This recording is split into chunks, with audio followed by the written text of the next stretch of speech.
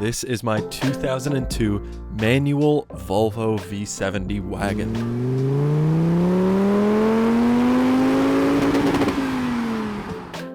I bought this car for just $800 with the goal of replacing the engine, which had low compression on cylinder 4, so that it could be a comfortable car to take on long road trips, but also be just as fun when you find those beautiful mountain roads.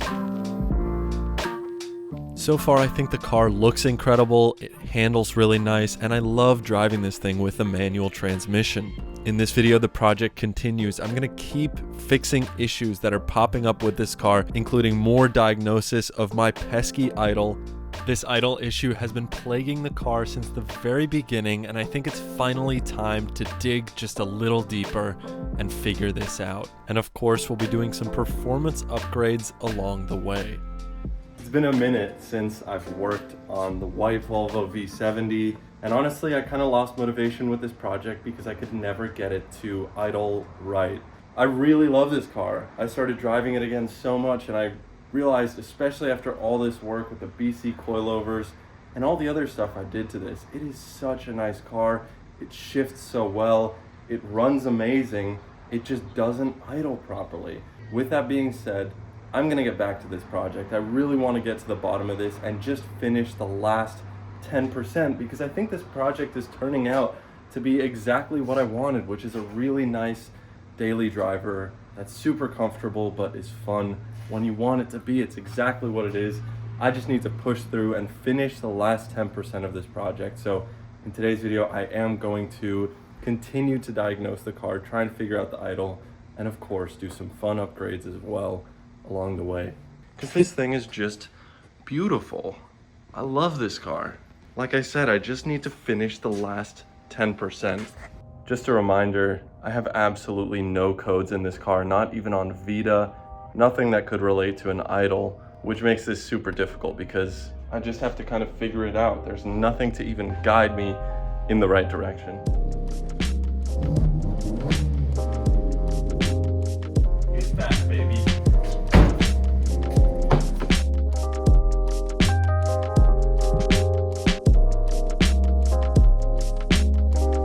To start diagnosing this idle again, I thought I would start fresh. First off, I took out the spark plugs to inspect them, and there was nothing unusual that I could see. While I had those out, I decided it was also good to just get a compression test. And no surprises, but all cylinders came back very healthy at a very similar 130 psi. Because my coolant system seemed to be overpressurizing and bleeding out of the coolant reservoir, I also had a little bit of a concern about a head gasket leak. So I used this tester that shows if there are exhaust gases in your cooling system. But everything checked out to be super healthy, and I just ended up replacing the coolant reservoir cap with an OEM one from a different Volvo, and that fixed the coolant from bubbling over out of the reservoir. I then decided to hook up a vacuum leak tester, which is essentially this smoke machine that you can put in your intake, and if you have any vacuum leaks, it will pressurize the intake and you should see smoke coming out of any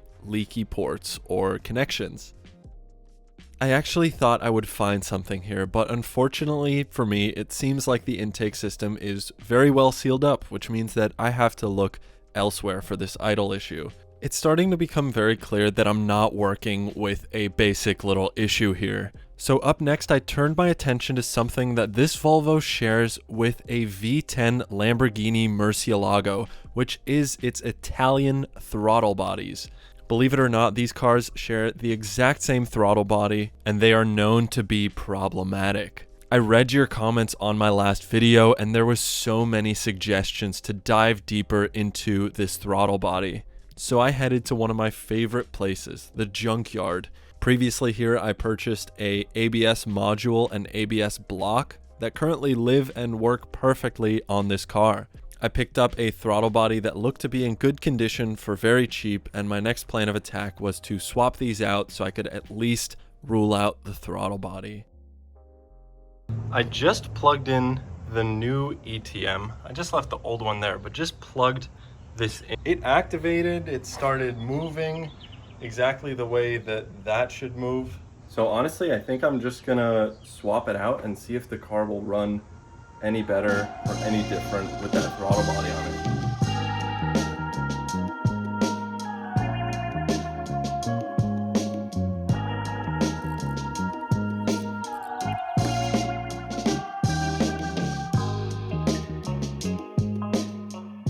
And just like that, the old one is out. It's not that dirty that I'd be concerned. These are indeed a different part number. I am gonna hit this guy with just a little bit of electrical cleaner.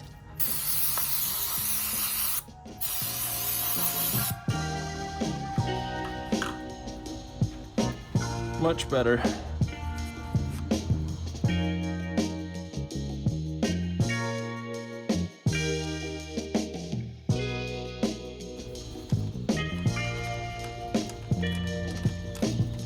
Now, I don't know if this is actually gonna work because this is a different part number, but I figured if I plugged it in and it started talking to the car, then I'm hoping it's just some revised part, but it functions the same.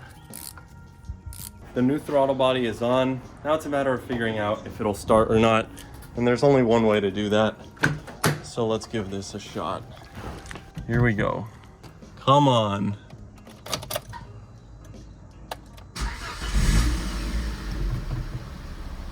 Oh, it starts. But it's idling smooth. Let's take it for a drive. Ready? Here it goes. Oh no, she is still shaking, coming to a stop. Dang. I was pretty bummed out, but I wasn't too surprised that this didn't fix the idle. I will do some more diagnosis with live data later on in the video and try a couple more fixes, but for now it was time to move on to something else so I could take a little break and do some more research. And the next thing I needed to do was diagnose a noise that was coming from my suspension ever since I'd gone on a couple canyon drives.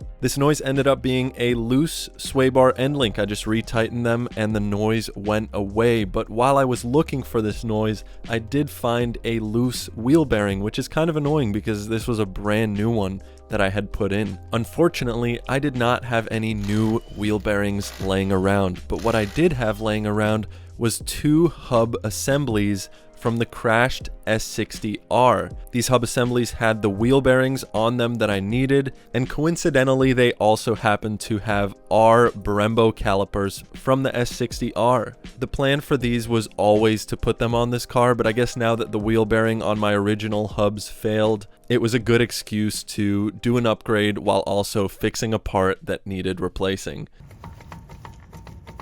Got it. Should not be that loose.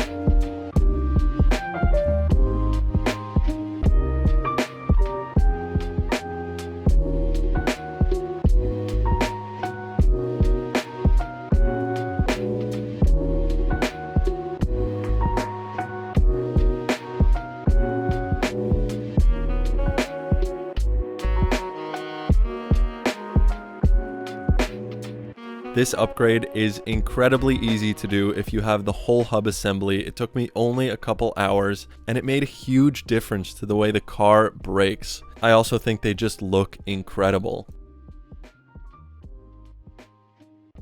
when I went to test drive the car. They felt incredible, but unfortunately I did remember that I have the underlying issue of my idle, so it was time to get back to work. I started looking at some live data from the car as I was driving, as the idle was acting up, and I found one thing that I think was pretty interesting.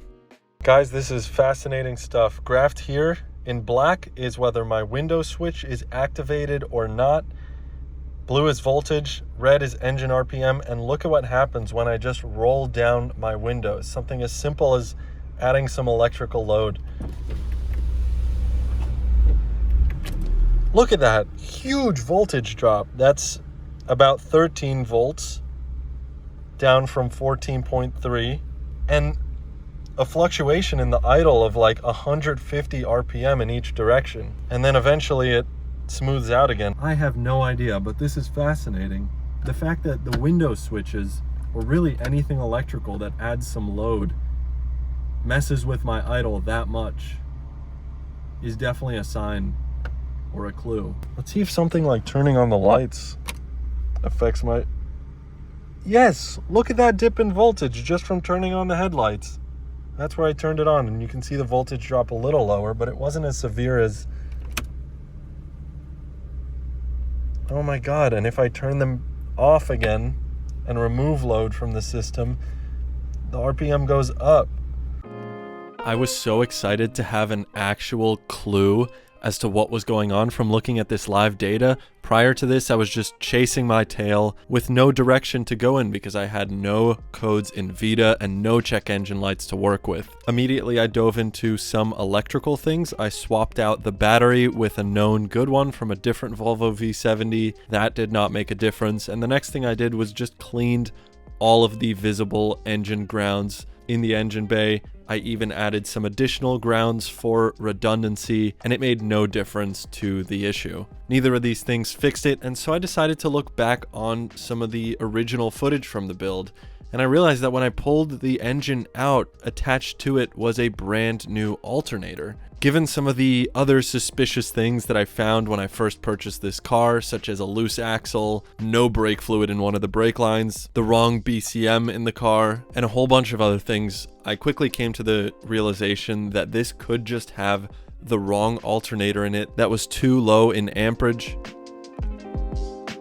So I think it's time that we put a new alternator in this car. I think given the data that I saw on my computer, the voltage dropping, I think there's a good chance that this car just has the wrong alternator in it altogether, especially given the questionable mechanical choices that the previous owner has made with this car. I think there's a good chance that it might work.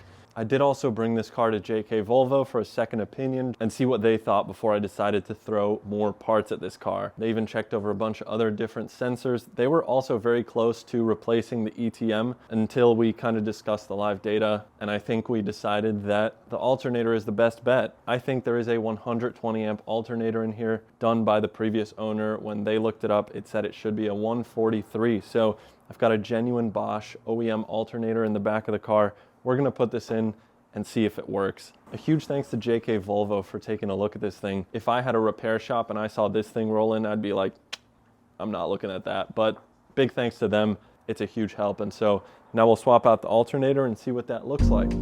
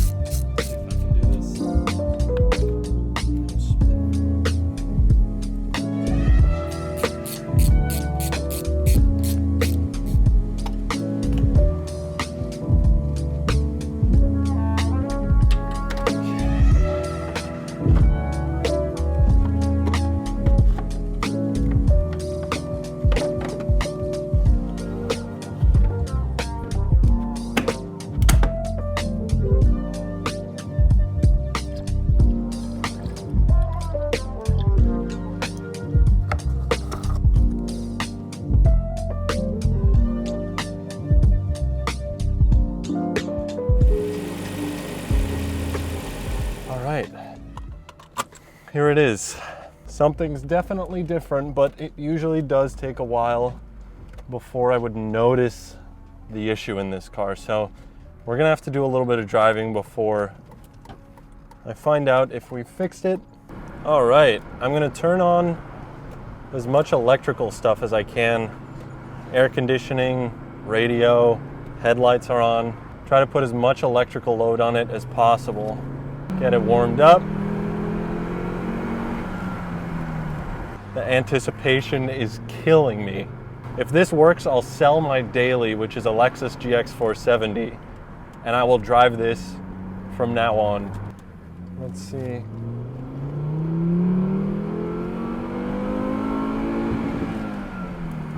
Bang it off the limiter.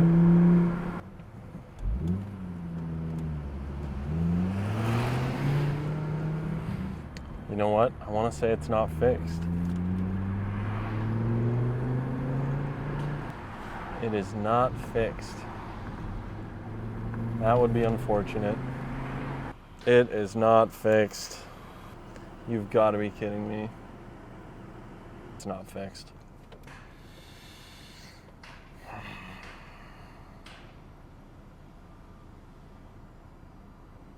Well, I genuinely thought that was gonna do it. But I guess the search continues. I really thought this would work.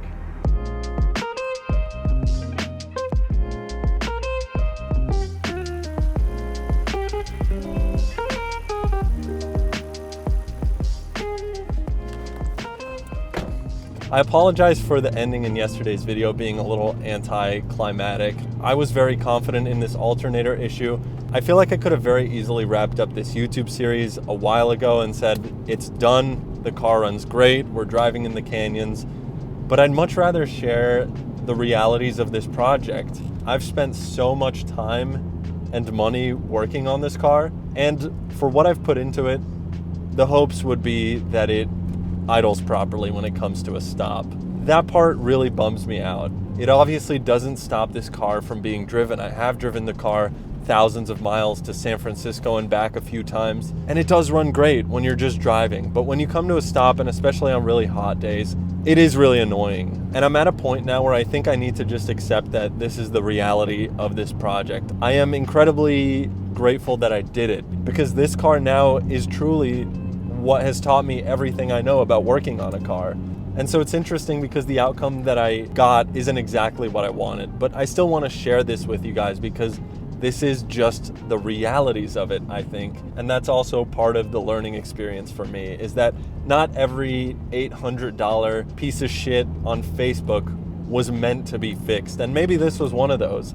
It's now also been through 2 different Volvo shops, JK Volvo being probably the most reputable and respected Volvo repair shop in Southern California. I believe I paid for 2 hours of diag. Mike said that he put over 8 in trying to figure out this car. And if even they're struggling that much with this car, then maybe it just wasn't meant to be. It's certainly not motivation for me to keep digging further because my experience is negligible compared to theirs. If they can't figure it out, then it certainly isn't exactly motivation for me to keep going with it either. I think it might just be a sign that this is a good point to leave it. The car is really fun to drive as is, as I'll show you here in a minute. It looks awesome, it's comfortable, it's got the manual transmission. It is just so much fun to drive, especially here in Angeles Crest on these back roads. It's kind of the perfect balance of slow car, fast. Like, because of that, it's really fun to drive. You can just sit here, full throttle through the whole canyons, and it makes all the right noises, but it's not fast enough to do anything stupid in. Clearly, there's something special about this car to me because I keep coming back to it. I keep trying to fix it. I keep putting more money and time into it. You can just have your foot down, row through the gears the whole way, and it makes all the right noises along the way, which is what makes it so much fun.